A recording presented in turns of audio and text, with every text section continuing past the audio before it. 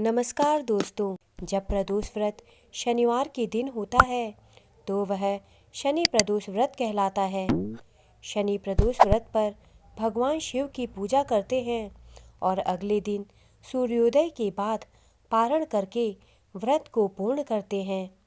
धार्मिक मान्यता है कि शनि प्रदोष व्रत करने से संतान की प्राप्ति होती है। जो लोग शनि प्रदोष व्रत रखते हैं उनको शिव पूजा के समय शनि प्रदोष व्रत की कथा जरूर सुननी चाहिए। इससे व्रत का पूर्ण फल प्राप्त होता है। शनि प्रदोष व्रत की कथा इस प्रकार है। पौराणिक कथा के अनुसार एक समय की बात है, एक नगर में प्रसिद्ध व्यापारी रहता था। उसके घर में सभी प्रकार की सुख और सुविधाएं थीं। नौकर चाकर काम करते थे।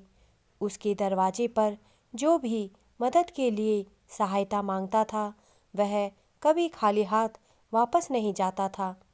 उसका परोपकारी स्वभाव उसकी लोकप्रियता का कारण था। हालांकि वह व्यापारी और उसकी पत्नी बहुत दुखी रहते थे क्योंकि उनकी कोई संतान नहीं थी।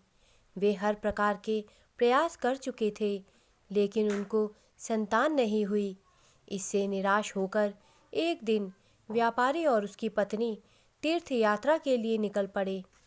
वे अभी नगर के बाहर ही गए थे, तभी रास्ते में उनको एक विशाल पेड़ के नीचे एक तेजस्वी साधु ध्यान मग्न दिखाई दिए।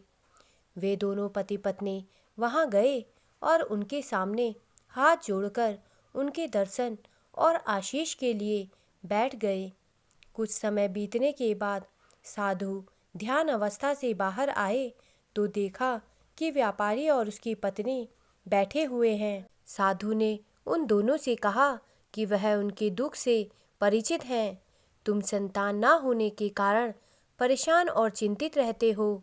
इसका एक ही उपाय है, तुम दोनों शनि प्रदोष व्रत विधि विधान से करो।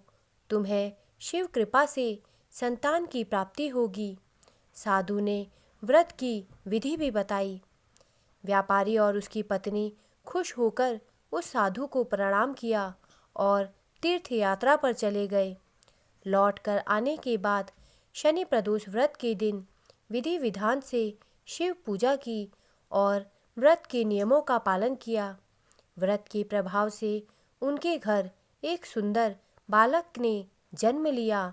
इस प्रकार शनि प्रदोष व्रत करने से उनका जीवन खुशियों से भर गया। दोस्तों, मेरे द्वारा दी गई जानकारी अगर आपको अच्छी लगी हो तो कृपया मेरे चैनल को सब्सक्राइब करें तथा मेरे वीडियोस को लाइक करें। धन्यवाद।